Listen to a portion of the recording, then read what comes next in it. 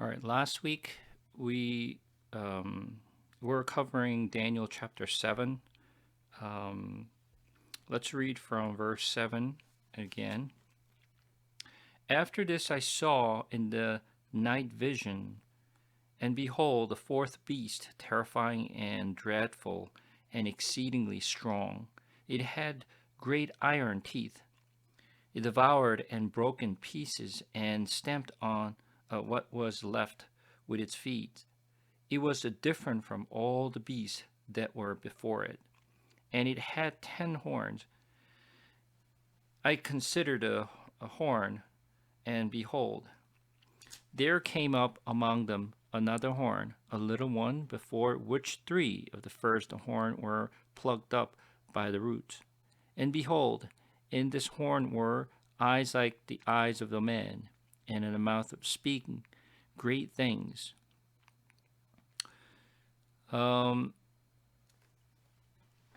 Last week I mentioned about the vision that Daniel had. And previously, Daniel was actually interpreting Nebuchadnezzar's dreams multiple times. And whatever the message kind of God gave it to Nebuchadnezzar, Daniel was the one who was interpreting for him. But this time, it is not through the king of Babylon or the Persia.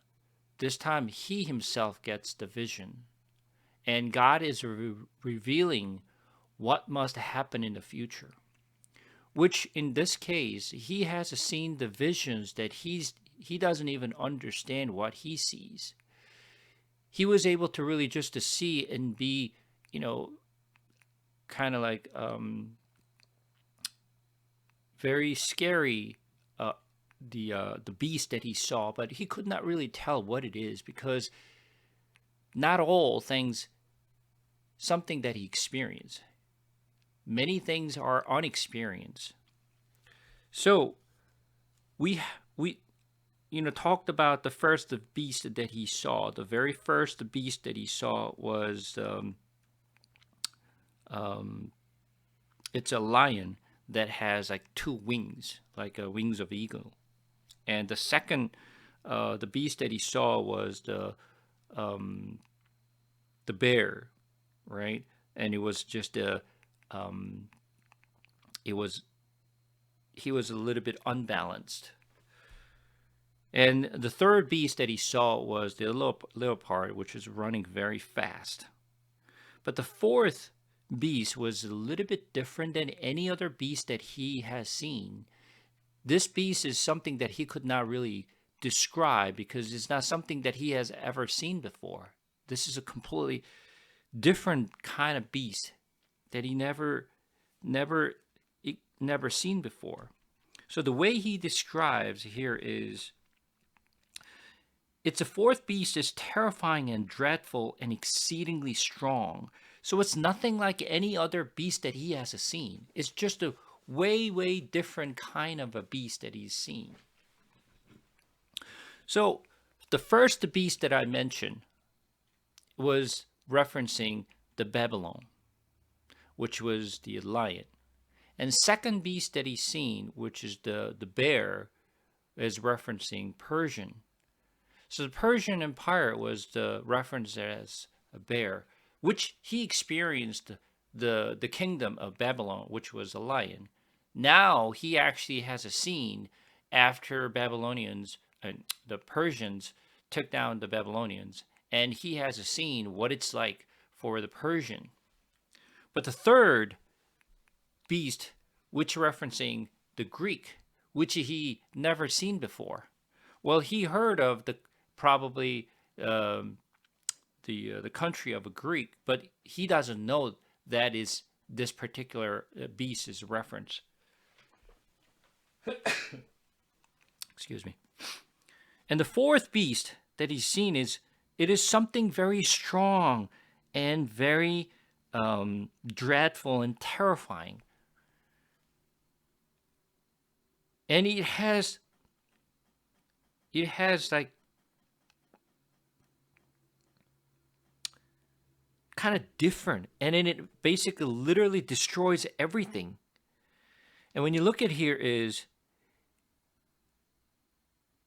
it has a horn. And consider the horns, and behold, there came up among another horn. So there was a horn, but there's another horn that came up, a little ones, before which three of the first horn were plucked up by the roots. So the verse 7 and verse 8 is a little bit different. So we need to be able to kind of distinguish the verse 7 and verse 8 separately. Let's talk about verse 7 first. So the beast that he has seen, the fourth beast, is very, very scary and very, very dreadful, right? This has, at the end of the verse 7, says,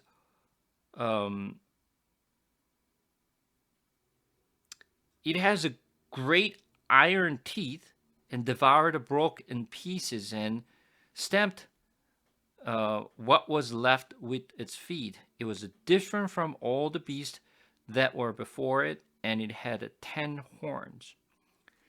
So you cannot think of any animal that have 10 horns, right? We know there are some, animal or the beast that has 2 horns, or maybe just 3 horns. But there are no animal that has 10 horns. It doesn't exist. So this is very scary. But the thing is, the teeth is iron. Obviously, there is no animal that has the teeth of an iron. So this is why Daniel is saying, like, I don't know what this is. I'm sure he has not seen all the animals, but at the same time, he has seen probably the most beasts because he was living in Babylon. So this particular animal, or the beast that he has seen, has the 10 horn, which is kind of like lead us to believe is something that we know. So what do we know about the beast that with 10 horn? In order for us to really reference it, in order for us to really understand what this is, we need to go to Revelation. Let's go to Revelations chapter 13.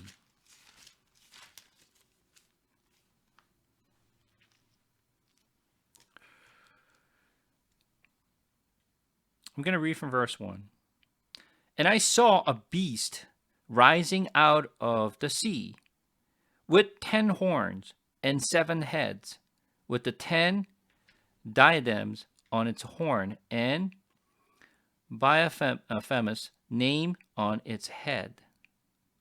The blasphemous name on its head. So we are seeing a beast with 10 horns with 7 heads, which we don't know what this is, but it has a similar characteristic of the beast that Daniel has seen. So what is this beast? So continue on. And the beast that I saw was like a leopard. It was, at the feet were like a bear, and its mouth was like a lion's mouth. And to it the dragon gave his power and his throne and great authority. Wow, this animal is a different kind of the animal. What it has is, when you look at it, it's like leopard, and the feet's like bear, and mouth's like a lion's mouth. So which means it has all the characteristic of the previous beast that Daniel has seen. The first beast that he saw was the lion. Second beast was the bear. Third beast was the leopard. But this beast has all the characteristic of all the above. And plus, it's got 10 horns. So then, what is this? What is this beast? But it, at the end, when you look at it, and to it the dragon gave his power and his throne and great authority. So what is this dragon? What is this dragon? Is that the dragon that the Sleeping Beauty's, the prince is actually fighting? Obviously not, right? That's not the kind of beast that we're talking here. This beast is actually also come from chapter 2 as well. Let's take a look at chapter 12.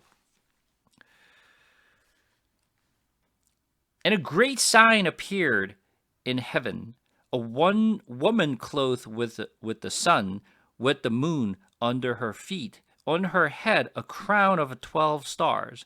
She was pregnant and was carrying out in birth pains and agony of giving birth. And another sign appeared in heaven. Behold, a great red dragon with 7 heads and 10 horns, and on his heads 7 diadems. His tail swept down a third of the stars of heaven and cast them to the earth. And the dragon stood before the woman who was about to give birth, so that when she bore her child, he might devour it. She gave birth to a male child, one who is to rule all the nations with the rod and iron. But her child was caught up to God and to the thorn, and the woman fled into the wilderness, where she has a place prepared by God, in which she was to be nourished for 1,260 days. So we're seeing very similar beast that it's coming out in chapter 12. This dragon has what? 7 heads, 10 horns. So this beast is like a dragon that we can see. And it's got 7 heads and 10 horns. The difference between the beast that you see in chapter 12 versus the chapter 13 is not the same animal. Same beast. Is not the same kind of dragon. What's the difference between the dragon that you see in chapter 12 versus what you see in chapter 13? Those are two different dragons. What is the difference between the two?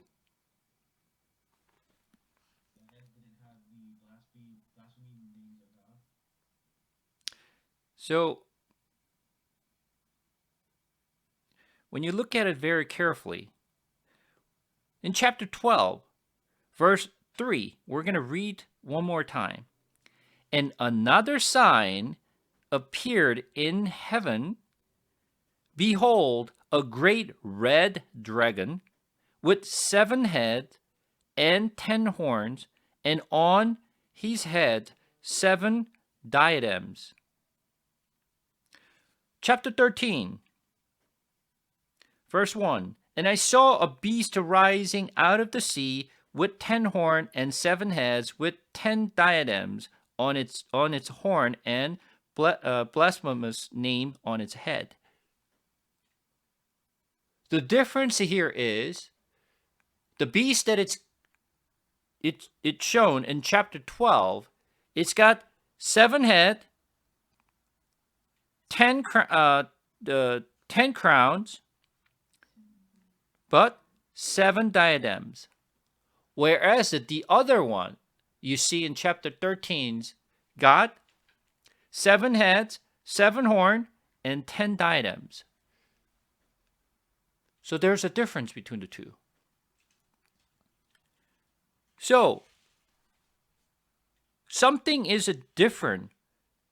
What you see in chapter 13 is the Antichrist. Chapter 12 is the evil, which is what we call as Satan. So you have to remember one thing. We're not going to go too much of the details of this, but from our perspective, God is one. There's only one God. Okay? But to us, it appears in three different forms. We see as a Father, we see the Son, we see the Holy Spirit. To us, it appears that way. But it's not a three different God. It's only one God. This concept is very difficult for us to understand or comprehend because there's no such a concept in this world that is one but three, right? Three and one. That concept doesn't exist. There's no such thing. So for us, it is very difficult to understand what it means. We just kind of like, okay, I get it, but we don't.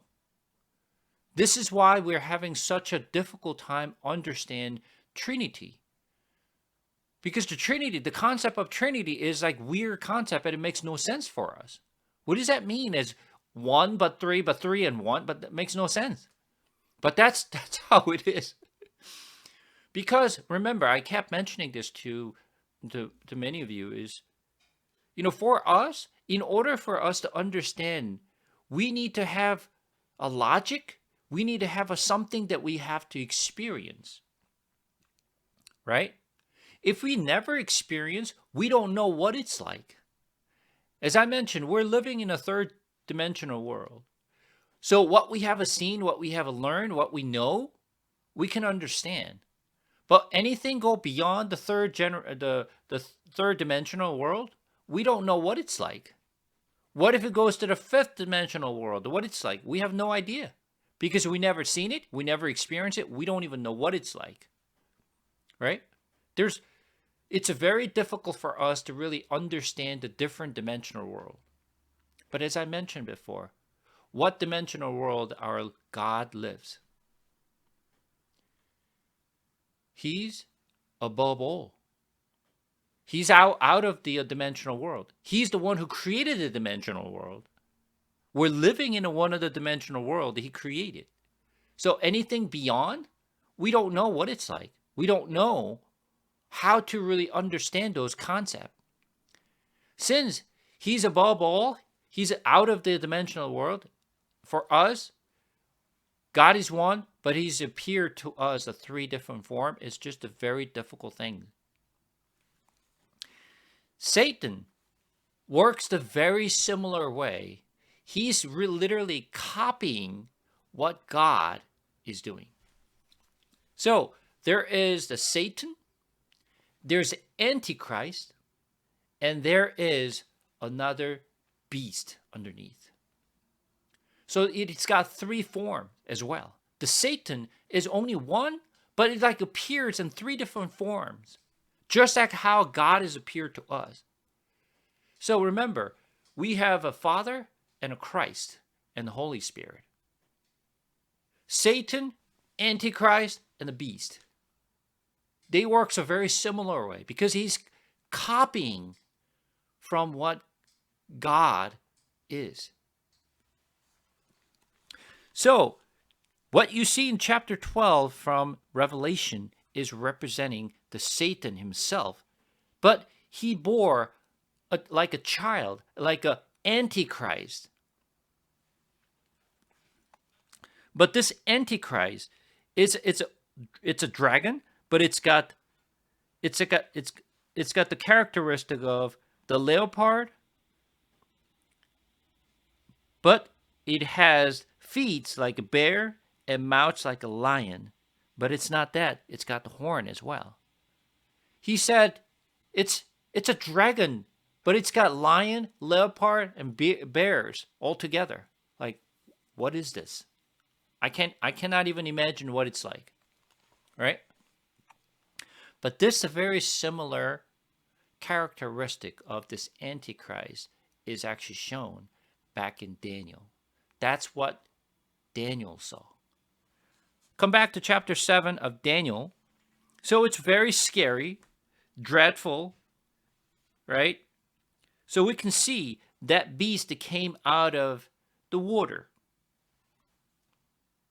And then when you look at verse 8, it says, I considered the horns, and behold, there came up among them another horn, a little one, before which 3 of the first horn were plucked up by the roots.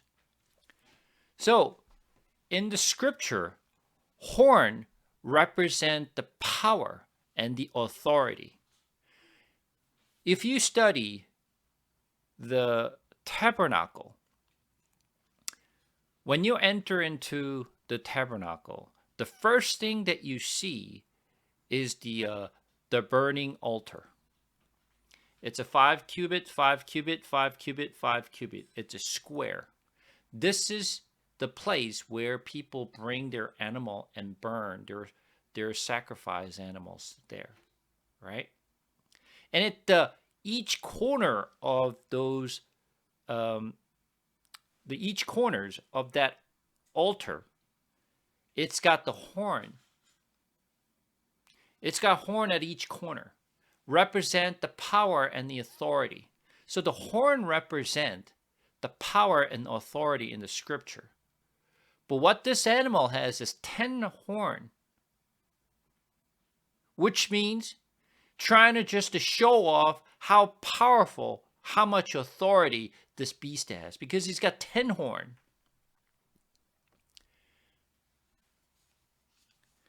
But when Daniel looked at this beast, this 10 horn, but there's little one, another horn that came out.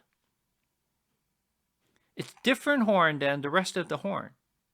The first horn were plucked up by the roots. So there was a horn that came out, but it just came off. What is that? It says, before which 3 of the first horn were plucked up by the roots, and behold, in the horn were eyes like the eye of a man, and mouth speaking great things. So the 3 horn was plugged up, but there was a little horn that came up. What is this?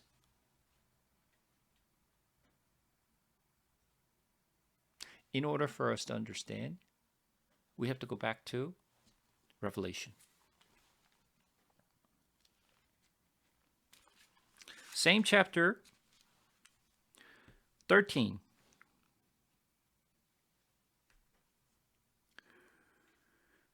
Now we're going to read from verse 2 again. And the beast that I saw was like a leopard, its feet were like a bear's, and its mouth was like a lion's mouth. And to it the dragon gave his power, his throne, and great authority.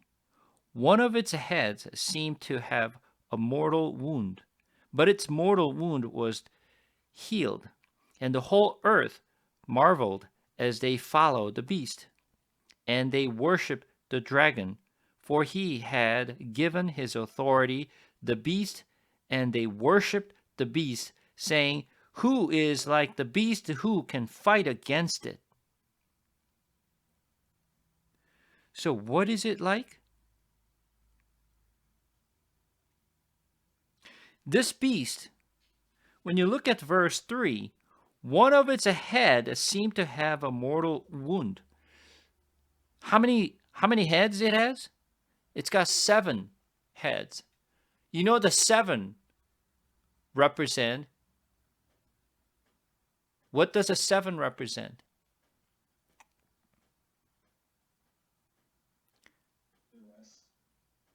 Yeah, 7 represent, it's a resting number, right? But at the same time, when Jesus fed the 5,000 people, how many baskets did they left? How many baskets did they actually gather after Jesus fed 5,000 people?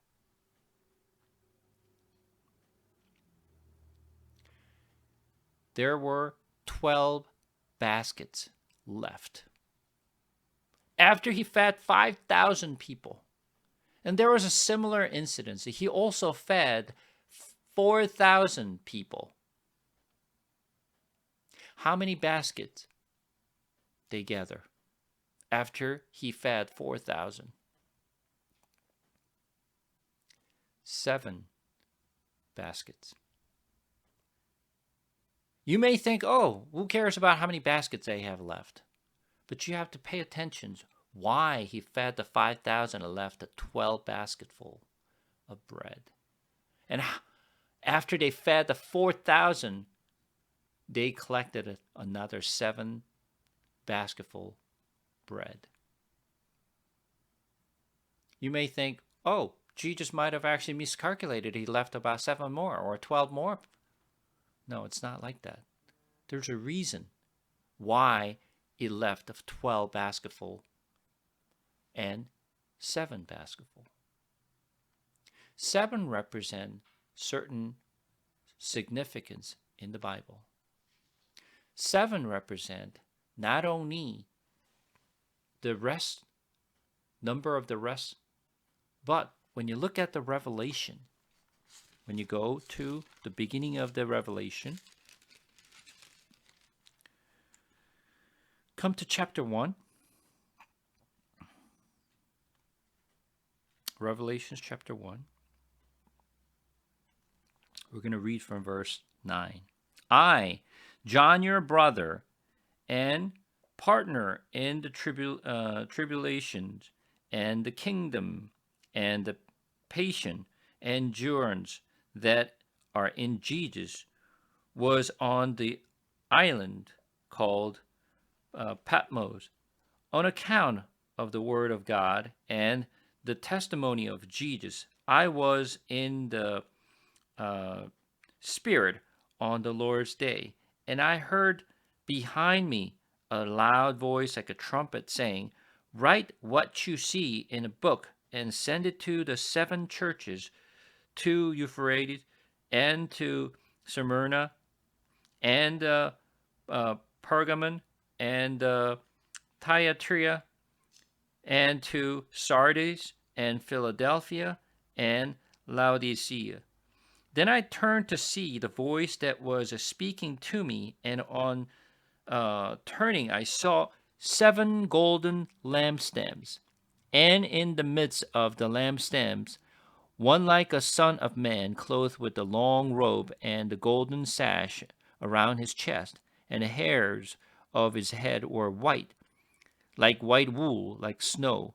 His eyes were like a flame of a fire. His feet were like burnished bronze, refined in the furnace, and his voice was like the roar of many waters. In his right hand he held the 7 stars. From his mouth came a sharp two-edged sword, and his face was like the sun shining in full strength. What do you see in this? What do you see? There are 7 churches,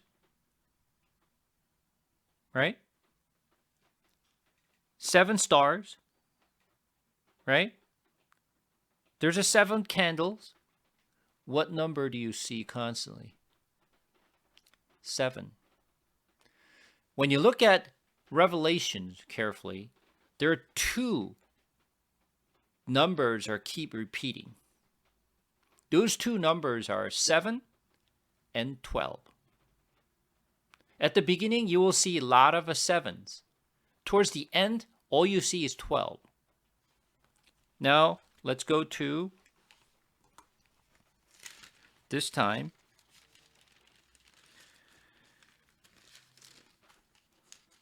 After 7 churches, right? What you see, chapter 6. Now I watched when the Lamb opened one of the 7 seals, and I heard one of the 4 living creatures say with a voice like a thunder, "Come!" So what do you see here? 7 seals. Now, go to chapter 8. When the Lamb opened the 7th seal, there was a silence in heaven for about half an hour. Then I saw 7 angels who stand before God, and 7 trumpets were given to them. And another angel came and stood at the altar with the golden censer, and he was given much incense to offer with the prayer of all the saints on the golden altar before the throne, and the smoke of the incense with the prayer of the saints. Jump to the verse 6. Now the 7 angels who had the 7 trumpets prepared to blow them. So you hear 7 angels, 7 trumpets. Continue to move on.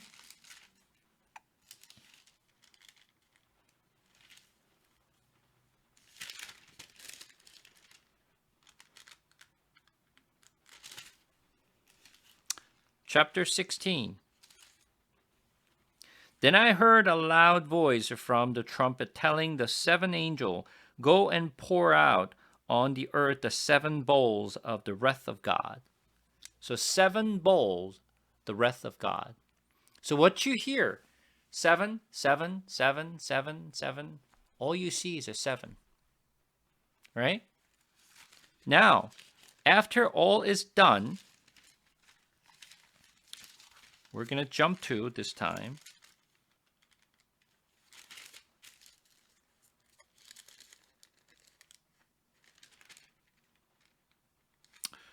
chapter 21.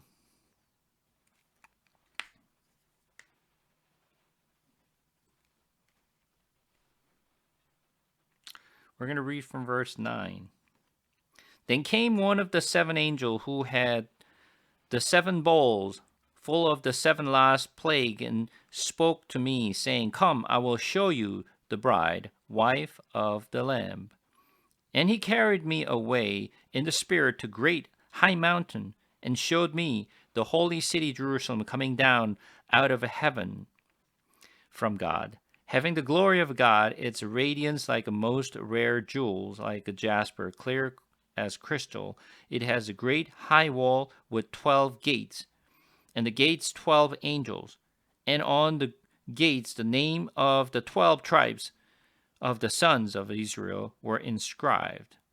On the 3 east gates, on the north 3 gates, on the south 3 gates, and on the west 3 gates. And the wall of the city had 12 foundations, and on them were the 12 names of the 12 apostles of the Lamb. So now you're seeing the numbers are a little bit different this time. We were seeing number 7, but now you're seeing number 12 more. Right? And as I mentioned, why? After Jesus fed the 5,000, he collected 12 baskets. After he fed 4,000, he collected 7. 12 and 7. So, what you see in Revelation is 7. But what it has, when you go back to chapter 13, Revelation,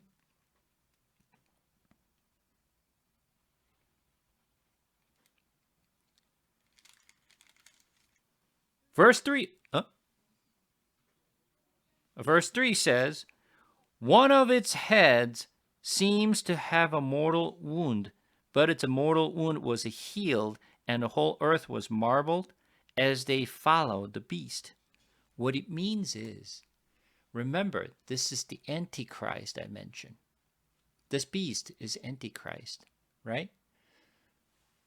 What it's doing is, their head was wounded, mortal wound, but the mortal wound was healed. What it means, it was almost dead and resurrected. It's almost dead. Head was mortally wounded, but he healed and came back alive again. Copying what? What Jesus Christ did. He was dead and resurrected. Antichrist is copying what Jesus did, but he cannot do exactly what Jesus did, so he's almost dead. But he's come alive again. He's copying, but it's not exactly like original. He cannot die and resurrect because it's not God. But he's copying as if like just doing similar to what the Christ had done. Those are three horned, plugged up, and a new horn came out. 3. Jesus died on a cross, and he was buried for 3 days, and he resurrected. That represent those 3 horned was plucked up from the root, but there was a new horn that came out, replaced those 3. It's like dead and resurrect. So this Antichrist is literally copying what God had done. This is why I'm called Antichrist. This beast is doing similar things what Jesus had done, but not the same way. He's just copying and mimicking it. Coming back to Daniel. Now you understand what verse 8 is referencing. So the beast that Daniel has seen, this is the kingdom and an empire that he has seen. It is not the animal. Animal was just a symbolic, representation of the kingdom or the empire or dynasty he has seen, which he has seen the Babylon, he has seen Persian, he has seen Greek. Now the 4th is something he doesn't know what it is, but it is the kingdom of the beast. The kingdom of beast. So he has seen what will come, which he has not experienced or he will not see. He only seen the vision. He could not even interpret it, what it is. So he's only describing, I don't know what this is, but this is what I saw and what God has shown me, and I'm just writing it. That's all I can do because I don't know what it is. And no doubt that he could not really tell anything because this is not something he could describe. So coming back to chapter 7, verse 9, as I looked, thrones were placed, and the Ancient of Days took his seat. His clothing was white as snow, and the hair of his head is like the pure wool. His throne was a fiery flame. Its wheels were burning fire. Didn't we read the similar things? Revelations, we read that. In which chapter? Chapter 1. When Jesus was walking around. He had a similar appearance.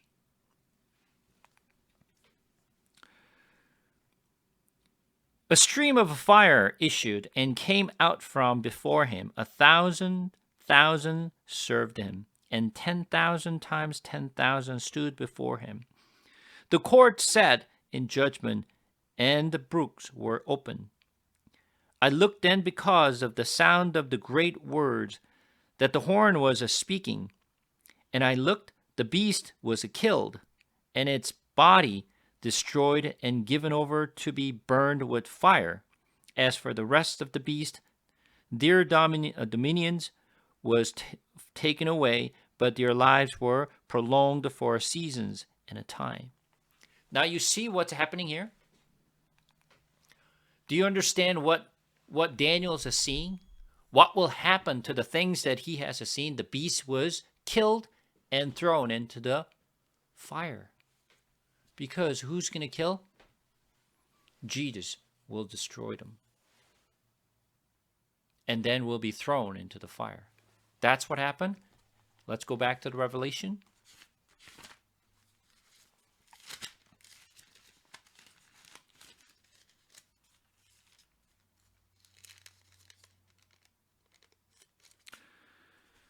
Revelation chapter 20,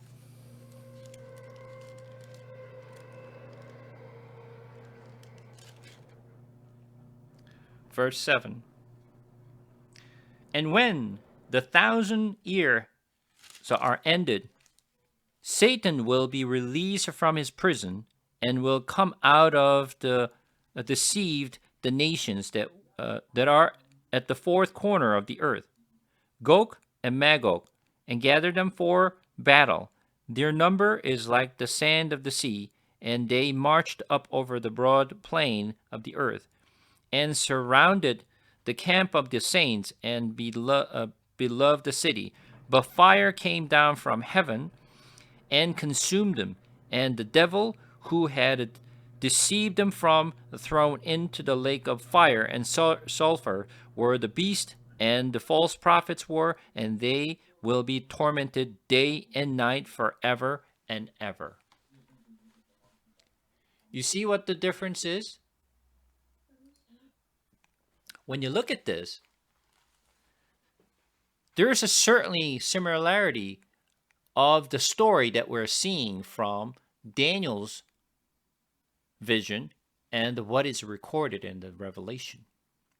So what you cannot see is, when we read the book of Daniel, or when we read the Revelations, we always think of, what kind of animal?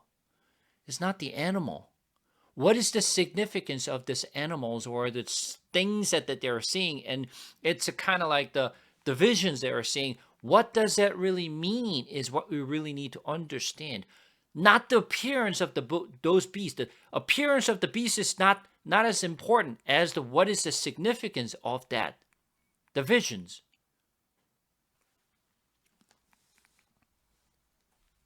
So literally, all his authority was taken out, and he was thrown into the fire. And all the followers of it, Satan, Antichrist, and the false prophets, and the followers of those Satans who rejected Jesus will be thrown into those fire.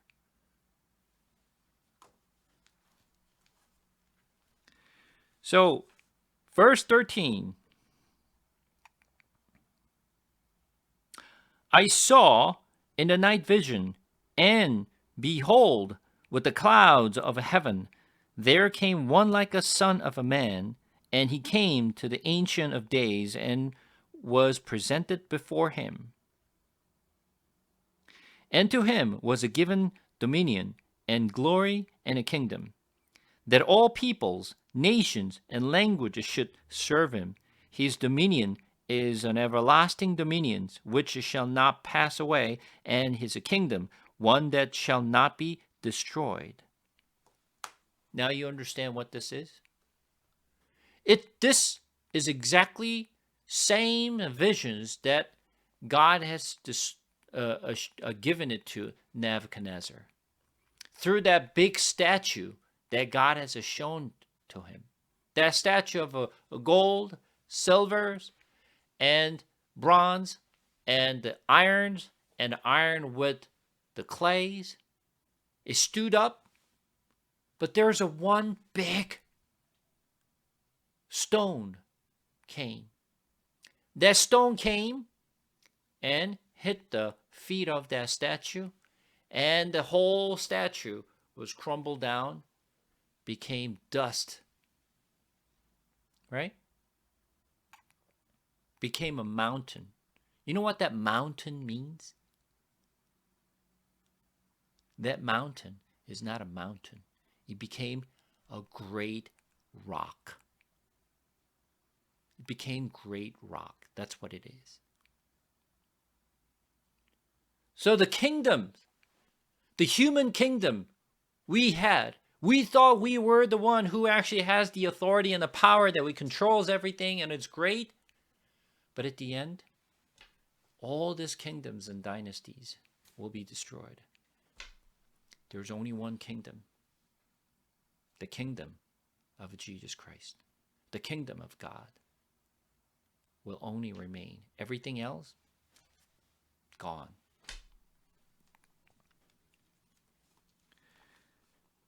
So all this beast controls, and the authority and dominions will be taken away. All that they had it and possessed. So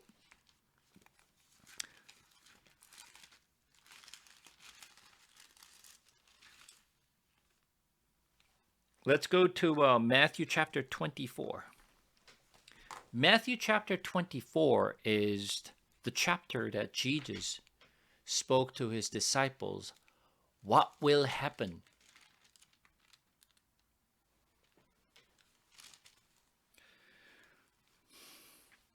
Matthew chapter 24, verse 29 and on.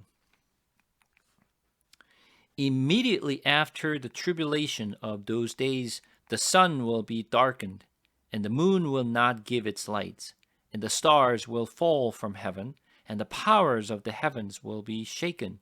Then will appear in heaven sign of the Son of Man, and then all the tribes of the earth will mourn. And they will see the Son of Man coming on the clouds of heaven with power and great glory, and he will send out his angels with a loud trumpet call, and they will gather his elect from the four winds, from one end of heaven to the other. So this represents the coming, the returning of Jesus Christ, right? This second time, this happened after the tribulations. Then he comes. And then, once he comes, at the seventh trumpet, which is the last trumpet, he will appear in heaven, in the sky. And then, what happened? Rapture happens. The believer will be raptured. And then what happened? The seven bowls of God's wrath will be poured out on earth. People who are remained on earth, who did not and rejected Jesus. And they will be destroyed. After that, he bring the thousands of years. He start 1,000 years. And at the end of the 1,000 years, he's going to bring all those Satans and the followers from the abyss. Bring it up at the end of the 1,000 years. And then they will sweep through the world. And many of the people will fall. And at the end of that 1,000 years, that's when the final judgment happens. So, what Daniel has seen, once again, Daniel did not understand what it means. Only thing he could do is he could just record it, what he has seen. But now for us, we understand because everything is recorded it in the book.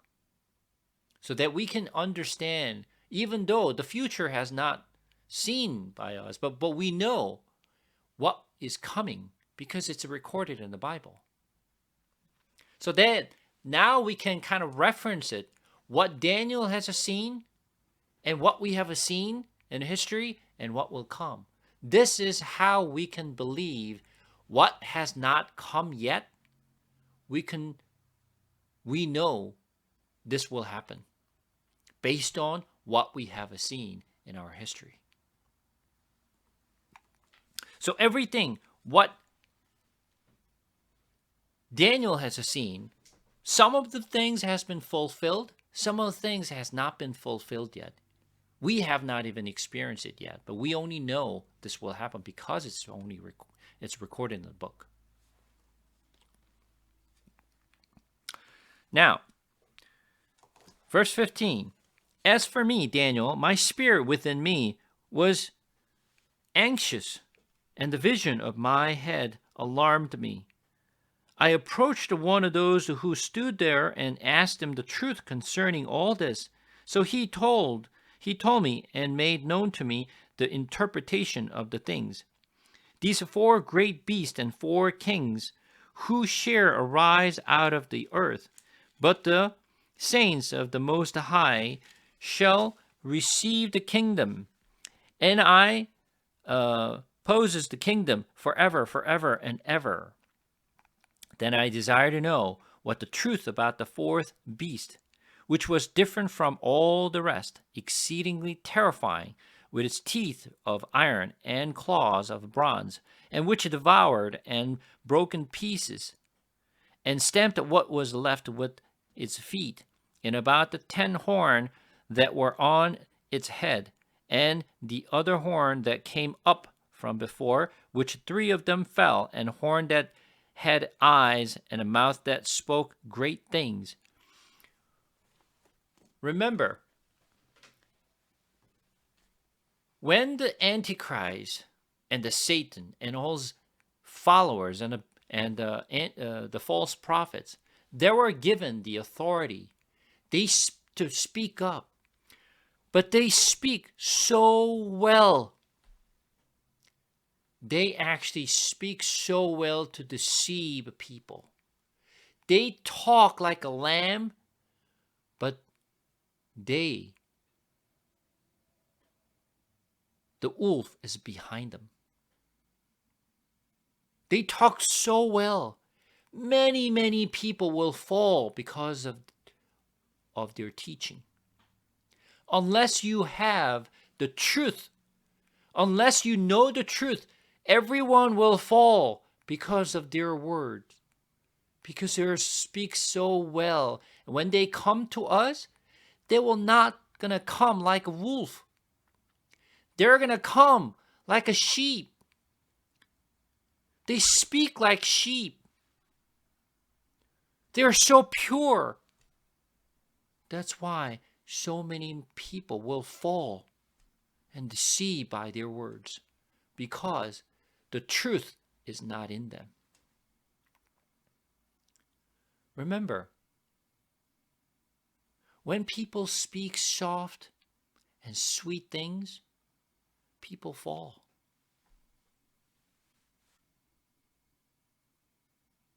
That's what happened. Isn't that why all the women's actually just married? Because you received so much of a sweet word from the man or your husband. It's like, oh, I love you. You're so pretty. You're so great. Oh, so sweet. And then you fell in love with that man, and then you married. And after you're married, what you heard is, huh? You heard is something completely different than what you heard before. I'm just joking, but you understand what I'm saying. People give a sweet talk when they try to deceive. They never come like a wolf. They speak softly. They speak sweet. The logic seems to be making sense. This is why many, many people will fall. The people who will not fall is the one who holds the truth in them. If you know the truth, no matter how sweet they talk, you will never fall, because you know what the truth is. This is why we need to have the truth in us. If you don't know the truth, you will fall. I guarantee you. Once again, remember, I told you many times, even you're experiencing in today's world, the news that you hear from one party and another news you hear from another party, can you tell who's telling us the truth? When you hear the news from CNN, when you hear the news from one media versus different media is giving you a complete contradicting message, how can you tell who's telling us the truth? It's a very, very difficult to really distinguish the truth from non-truth. Who is actually, spreading the fake news? We cannot tell. Why? Because we don't know what the truth is. If you don't know the truth, it's almost impossible to tell who's telling us the truth. It's so blurry. It's very difficult to distinguish. right from wrong, this will become more and more blurry. This is why, as time goes by, many people will fall, no matter what. Whether you go to church or not doesn't really matter. If you don't hold the truth, you will fall, because they know how to deceive people.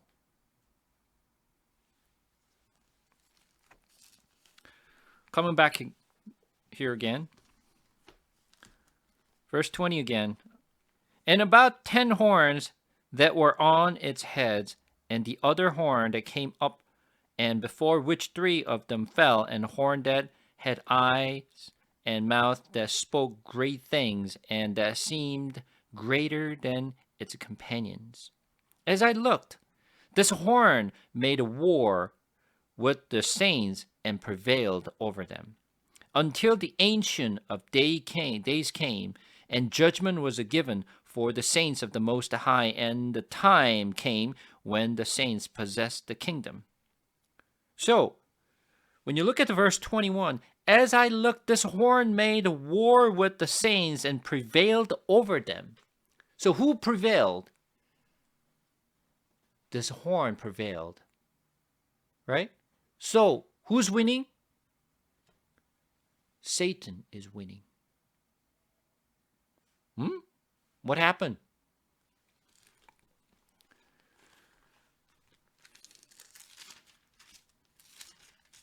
Now,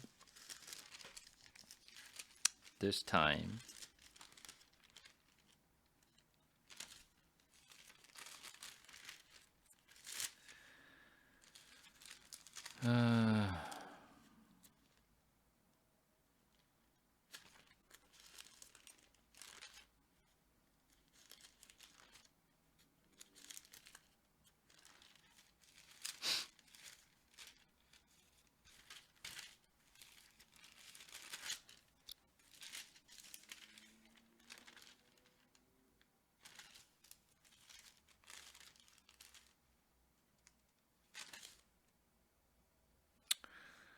let's go to Revelations chapter 11.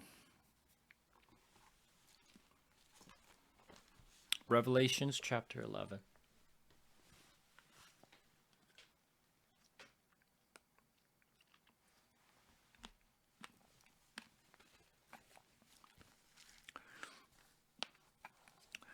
Then I was given a measuring rod like a staff, and I was told, rise and measure the temple of God and the altar and those who worship there. But do not measure the count outside the temple. Leave that out, for it is given over to the nation, and they will trample the holy city for 42 months. And I will grant authority to my 2 witnesses, and they will prophesy for 1,260 days, clothed in sackcloth.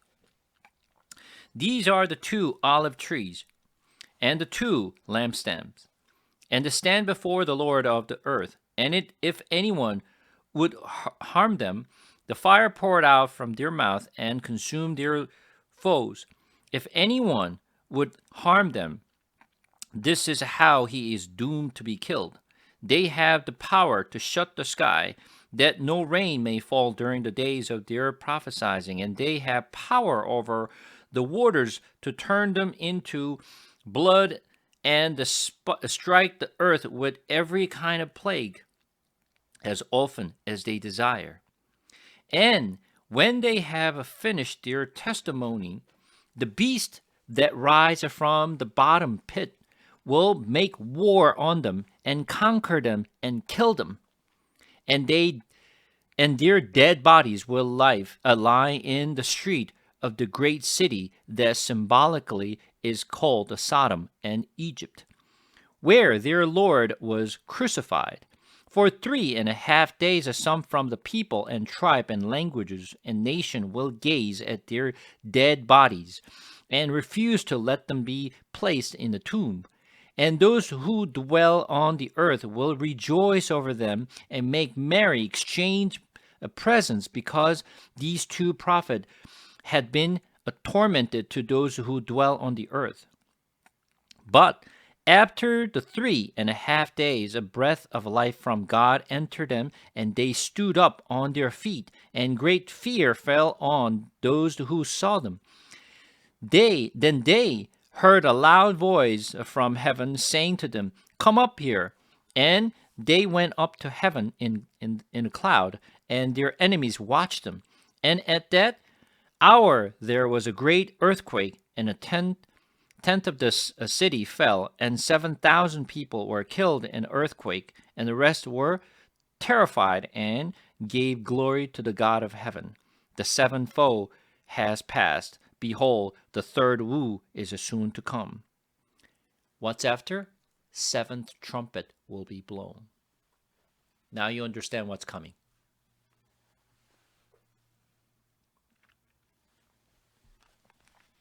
Do you understand what this story is about now? Now I will explain.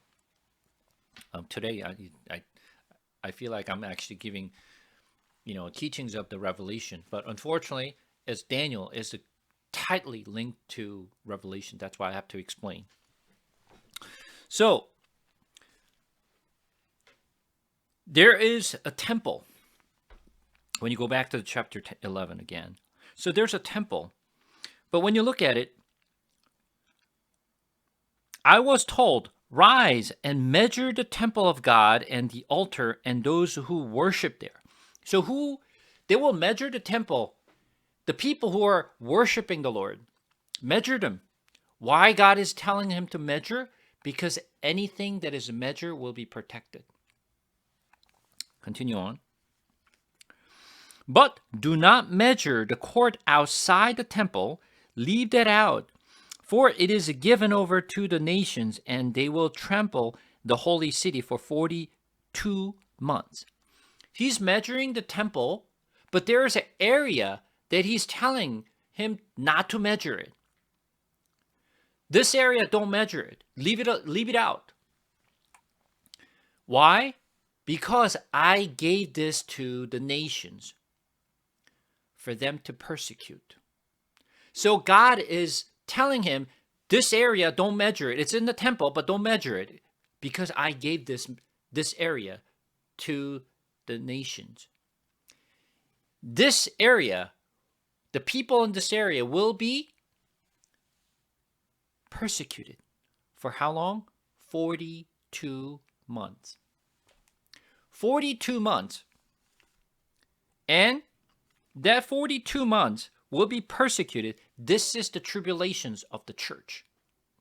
Church will be persecuted by this Antichrist and the followers of Antichrist for 42 months. The tribulation period is about 42 months. Now, verse 3, "And I will grant authority to my two witnesses." So God is giving the great authority to two witnesses, and they will prophesy for 1,260 days, clothed in sackcloth. 1,260 days is 42 months. That is 3 years and a half. It's the same thing. In the Revelations, you will see this particular 3.5 months will be displayed in three different ways. One side it says 3.5 years. One side it says 1,060 days. Another side will say 42 months. Why? It's the same thing, but why is he calling one? One area says 1,260 days. One side he says 42 months. Another says 3 years and a half. Specifically, I'm going to focus on 42 months versus 1,060 days. For the believers,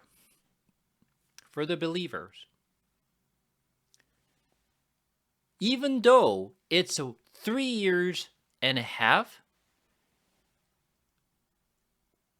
believer will be persecuted by the followers of the Antichrist. But the tribulations and the persecution will go quickly, month to month to month to month. 42 months will go fast. However, God will protect those people. God will be there every single day with them. 1,260 days, God will be with them.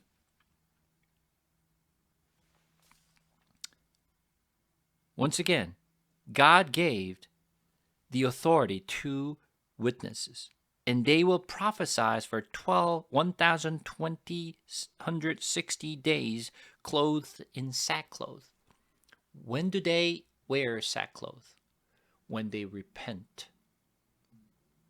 When they repent.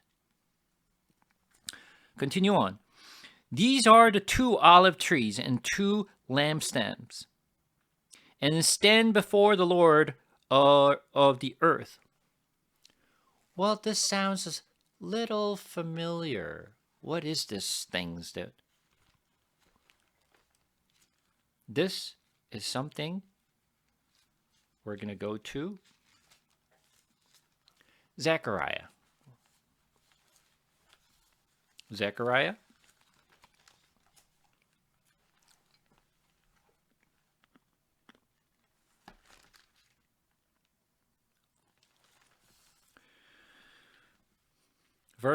Chapter 4, we're going to read from verse 1.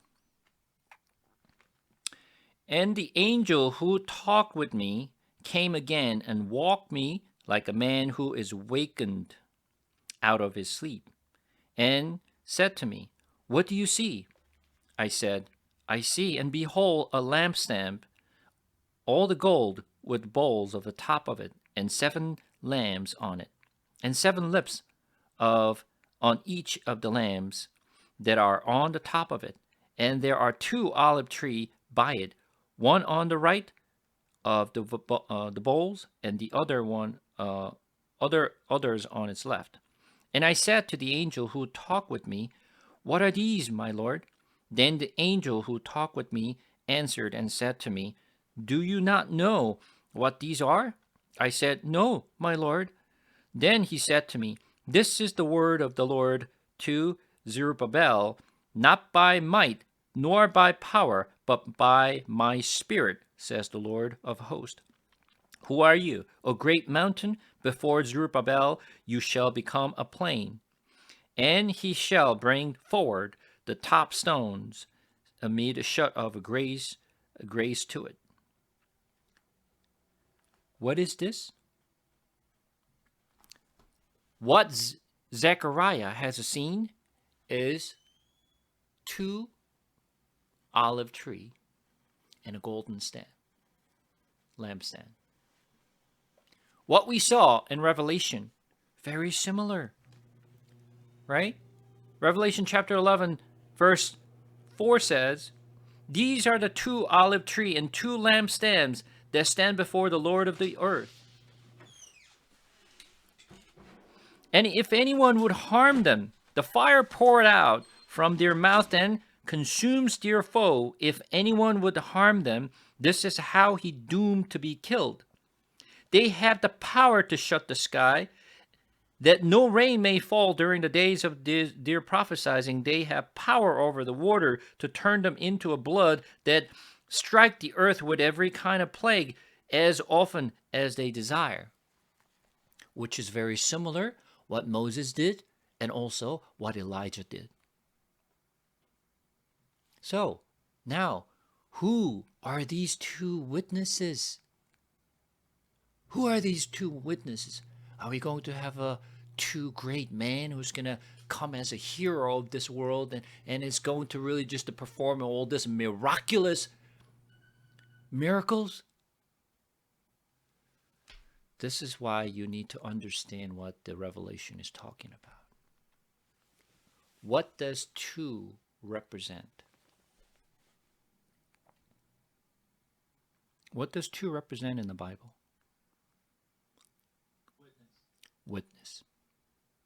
Witness. When Jesus was lifted up, what did he said to his disciple? Stay here. in Jerusalem until you receive the Holy Spirit. Once you receive, you will be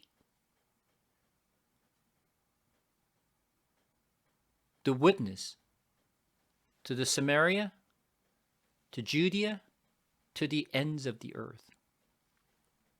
So, who is the witness? The church. The church. Church is the witness of Jesus Christ. And then, verse 7, and when they have finished their testimony, the beast that rise from the bottomless pit and will make war on them and conquer them and kill them. Who's doing it? Antichrist and his follower will destroy the church. Will they conquer the world and kill them? And their dead bodies will lie in a street in great city that symbolically is called Sodom and Egypt, where their Lord was crucified.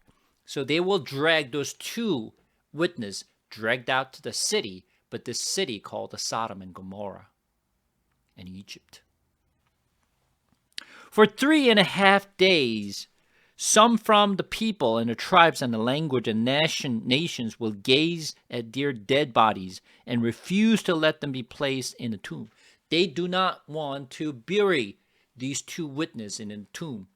They left these dead bodies on the street and have them, everyone, to come out and watch them. Hey, these two witnesses, that they perform all these miraculous signs, they're great, but look at them. They're all dead. We killed them. Look at their dead bodies so everyone can come and see. You see? They're dead. The church is dead. And they were celebrating. They were rejoicing. Hey, let's have a party. These two witnesses dead. So all the followers of Antichrist and the beast, they come out and enjoy looking at these two dead bodies and say, hey, we won the war. We're great. Who can fight against us? They were celebrating. They're joyful. They're having a parties. They're having a feast. But then, verse 11, but after the 3.5 days, and breath of life and from entered them, and they stood up on their feet, and great fear fell upon who saw them. Oh my God. 3.5 days later, the life came back to those two witnesses. Breath came back. They stood up. They were terrified. Wait, they're dead. We killed them. They thought they killed was not killed.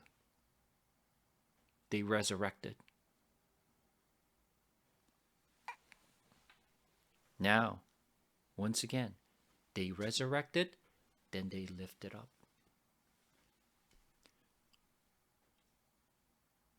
This is what you just saw in Daniel. Coming back. Daniel chapter 7.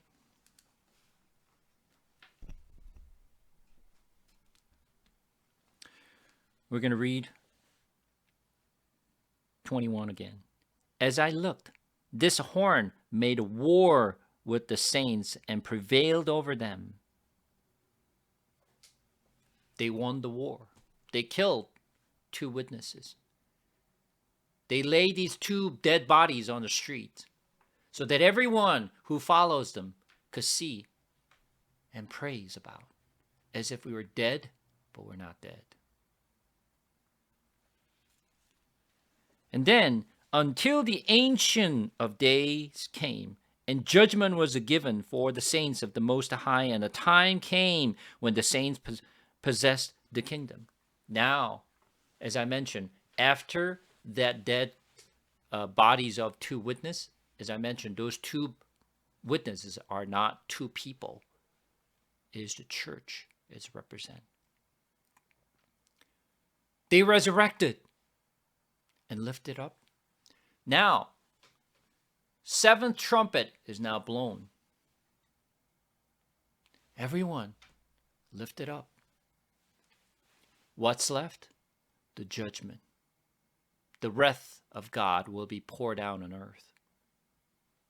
Now you see how this Daniel and Revelation is going together, and how the Zechariah is also lining up, because Daniel, Ezekiel, and Zechariah, those are the three books that talks about the future, just like the Revelation in the New Testament. If three books in Old Testament, which mention Daniel, Ezekiel, and Zechariah, is like the Revelation of the Old Testament, and Revelation is the book of the future in the New Testament, but they go hand in hand. All right. Verse 23. Though he said, as for the fourth beast, there shall be a fourth kingdom on earth, which shall be different from all the kingdoms, and it shall devour the whole earth, and the trampled it down, and breaks it to pieces. As for the 10 horns, out of this kingdom 10 kings shall rise, and another shall rise after them. He shall be different from the former ones, and shall put down 3 kings. He shall speak words against the Most High, and shall wear out the saints of the Most High, and shall drink to change the times and the laws. And they shall be given into his hands for a time, and times and a half a time. What is that? 3.5 years. Remember, when did the two witnesses to come alive? 3 days and a half. That represents 3.5 years.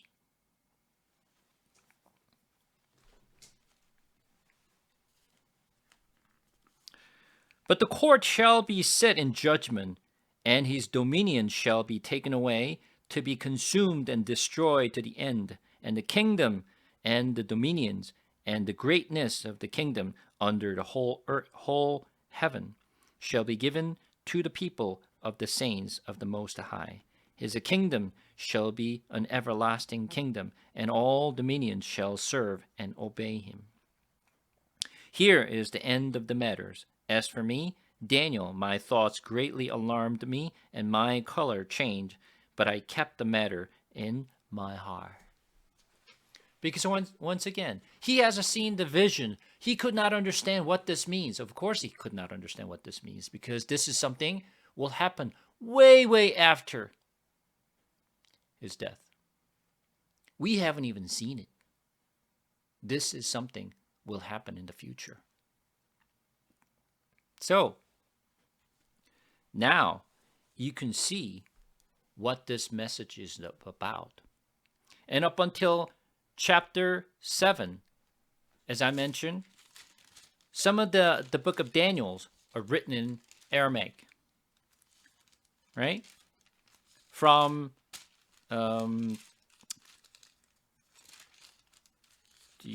Daniel chapter 2, verse 4, until the end of chapter 7, this particular area was written in Aramaic, not in Hebrew. So this particular story that I just mentioned describes all the stuff that Daniel has seen that he could not really understand, but he was frightened and he was scared to see what he saw in a vision.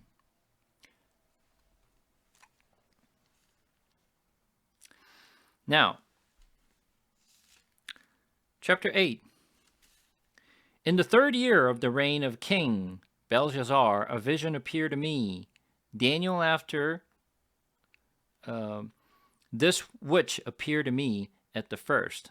So now, once again, this is going back to before the fall of the Babylon, because the Belshazzar was still a king, right?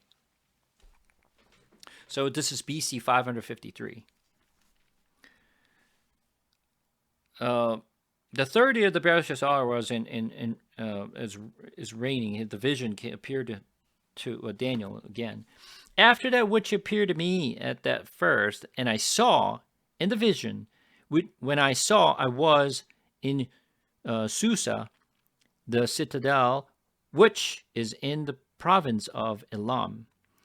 And I saw in the vision, and I was at the Ulai canal. I raised my eyes and saw, and behold, a ram standing on the bank of the canal. It had two horns, and both horns were high, but one was higher than the other, and the higher one came up last. I saw ram charging westward and northward and southward. No beast could stand before him, and there was no one who could rescue from his power. He did as is pleased and became great. As I was considering, behold, a male goat came from the west across the face of the whole earth without touching the ground. And the goat had a conspicuous horn between two eyes. He came to the ram with the two horns, which I had seen standing on the bank of the canal, and he ran at him in his powerful wrath. I saw him come close to the ram, and he was enraged against him, and struck the ram and broke his two horns, and the ram had two powers to stand before him. But he cast him down to the ground and trampled on him, and there was no one who could rescue the ram from his power. Then the goat came exceedingly great, but when he was strong, the great horn was broken, and instead of its there came up four conspicuous horns towards the four winds of heaven. Now, when you read this one, like, what am I reading? It's like, I'm reading, but I don't understand what I'm reading. This is why just reading the Bible don't mean anything. You're reading it, but you don't understand what you're reading. So what's the point? Right? It's like you're reading a book, but you don't even know what you're reading. You're just reading a word, right? What's the point? Now, this literally explains the similar story like the one we just talked about, but in a different format. It's a different format. This time, what he saw in his previous vision, if that vision was literally displaying what will happen in the far, not really far, because he saw, the visions of the Babylon, Persian, Greek, and the kingdom of evil, right? And how they will actually, will perform in the far distant future. But this is what will happen in the near future, but that represent what will happen in the distant future. This basically talks about very different types of the future, but representing what will come much sooner than the other. This is what I kept talking about, double prophecy. Double prophecy is what he's seeing. This is what will happen in the near term, which already happened in the history. But that history basically represent what will happen in the far distant future. So what this story that he's seeing, what he's actually seeing in his vision this time, is what will happen during the time of when Greek destroys the Persian. And then what will happen in the Greek. This story talks about from the time when Persia was destroyed by the Alexander the Great, and after the Alexander's death, and how the world was reshuffled. How Alexander the Great's successors really ruled the world. And then how that story related to the far distant future. So,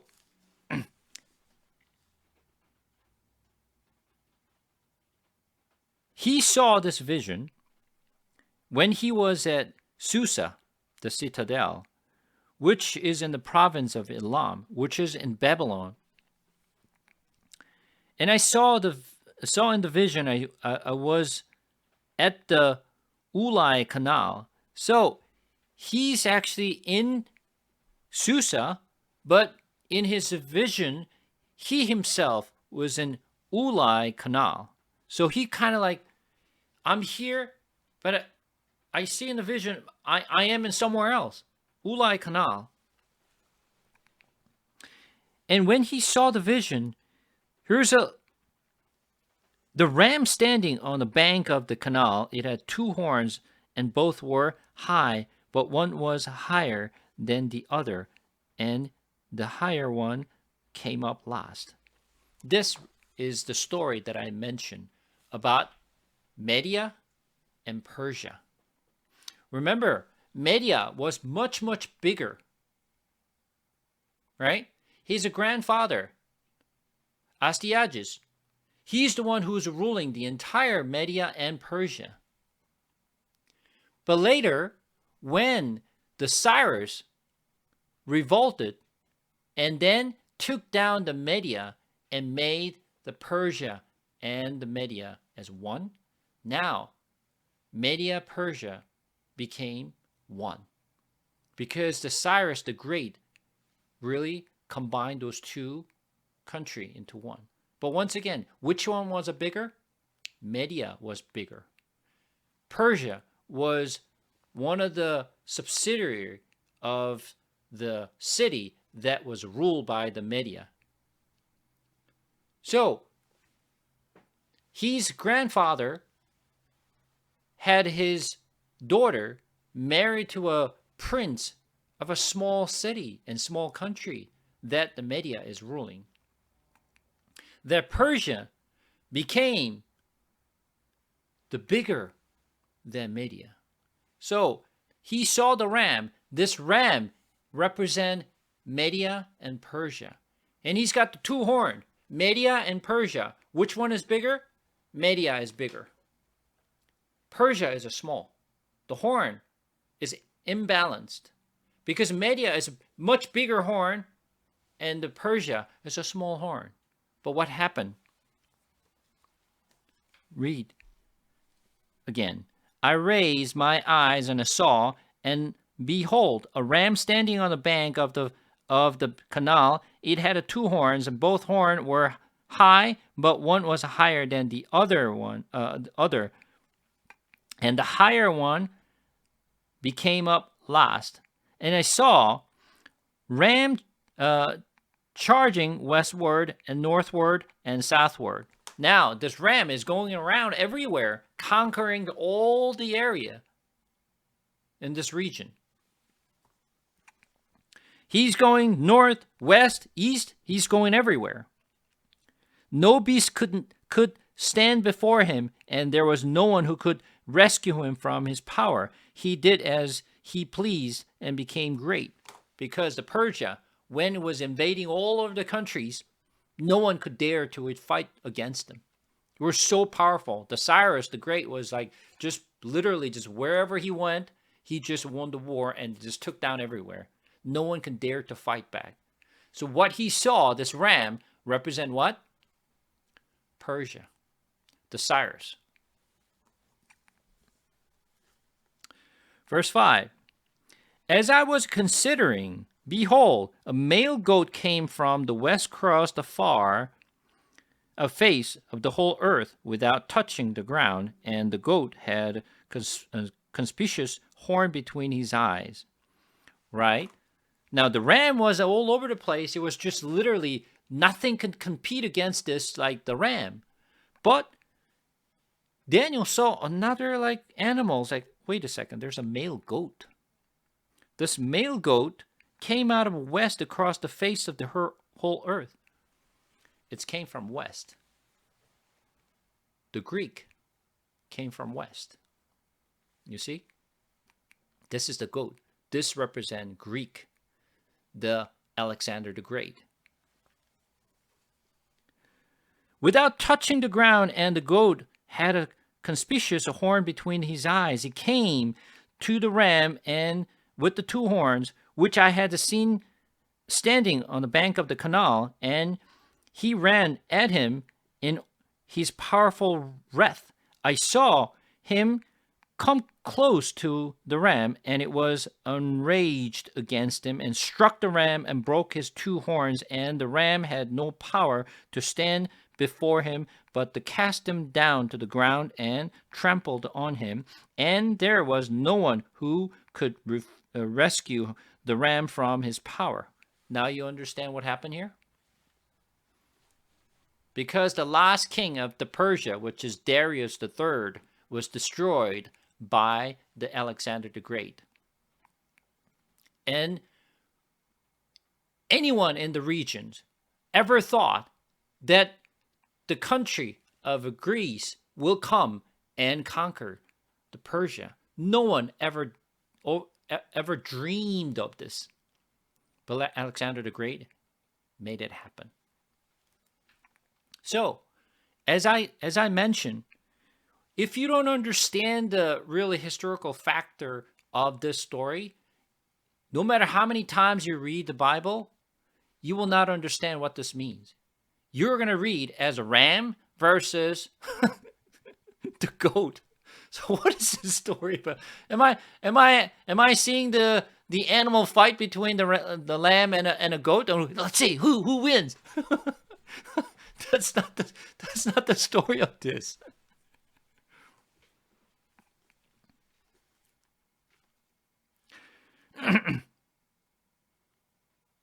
So verse 8.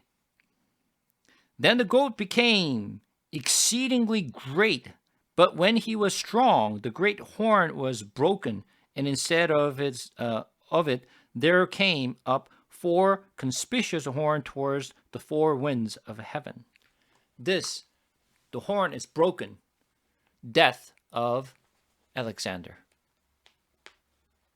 And then what happened? Four conspicuous horn towards the four winds of heaven. What is that four conspicuous horn? Diadoches. After death of Alexander, the continent was divided by the, I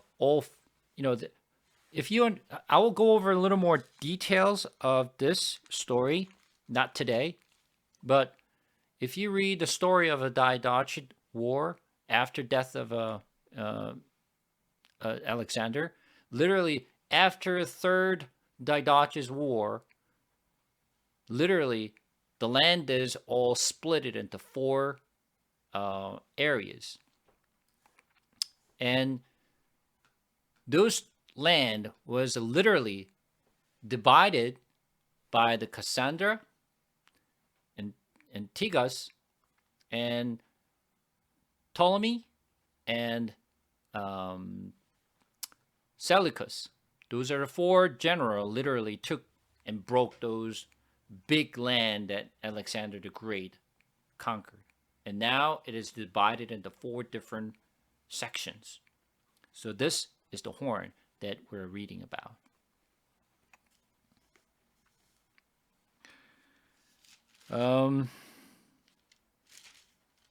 I'm just going to read it and then explain a little more next week. So continue on. Out of one of them came a little horn, which grew exceedingly great towards the south, towards the east, and towards the glorious land. So this is talking about Seleucus and Antiochus. War between the two. The one horn is Seleucus, the other small horn is Antiochus. And I'm going to, once again, just today, I'm not going to explain, so you just say, okay, all right, I got it, but I'll explain a little more next week. It grew great, and even to the host of heaven, and some of the host and some of the stars it threw down to the ground and trampled on them. It became great, even as great as the prince of the host, and the regular burnt offering was taken away from him, and the place of his sanctuary was overthrown. And a host will given over to it together with the regular burnt offering because of transgressions, and it will throw truth to the ground, and it will act and prosper. Then I heard a holy one speaking, and another holy one said to the one who spoke, "For how long is the vision concerning the regular burnt offering, the transgressions that makes desolate, and the given over of the sanctuary and host to be trampled underfoot?" And he said to me, "For 2,300 evenings and morning, and the sanctuary shall be restored to its rightful state." So today I'm not going to go too much, but I'm just going to give a little bit of a background of how this particular vision is actually is about. But eventually, when we actually go to chapter 11, this gets down to a little more in depth in history of exactly what happened. We'll go a lot more details in that sections. So I'm not going to go too much detail, but I'll give a little bit of a background of exactly how after the war, the Diadoches, and how the land was divided into 4 different sections and who they are actually fighting against. So eventually, Ptolemy, who actually took down the Egypt area. You know the Alexandria. Do you know where Alexandria is? Does anyone know where Alexandria is? Yeah, don't worry about it. So I'll go over, I'll show all the map, and I'll show all the pictures so you get the picture of what it is. But, I'll go over that one, later on. But for now, I'll stop here because I want to give a little more explanations next week. Actually, you know what? Let's just read through chapter 8, and then we'll go back. Verse 15. When I, Daniel, had seen the vision, I sought to understand it, and behold, 3 stood before me, one having the appearance of the man. And I heard a man's voice between the banks of the Ulai, and it called, "Gabriel, make this man understand the vision." So he came near where I stood. And when he came, I was affrighted and fell on my face. But he said to me, "Understand, O son of man, that the vision is for the time of the end." So you can see that the vision was about the time of the end. But this particular vision is referencing what will come in the time of Greek. But this example shows exactly what will happen in the end time. And when he had spoken to me, I fell into a deep with my face to the ground. But he touched me and made me stand up. He said, "Behold, I will make known to you what shall be at the latter end of the indignations, for it refers to the appointed time of the end. As for the ram that you saw with 2 horns, these are the kings of Media and Persia." Here it is.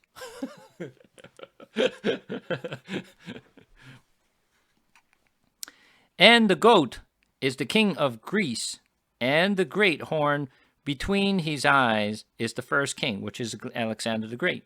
"As for the horn that was broken, in place of which 4 other arose, 4 kingdoms shall be rise from him, nations, but not with his power. But same thing, the 4 generals that Didaches, right?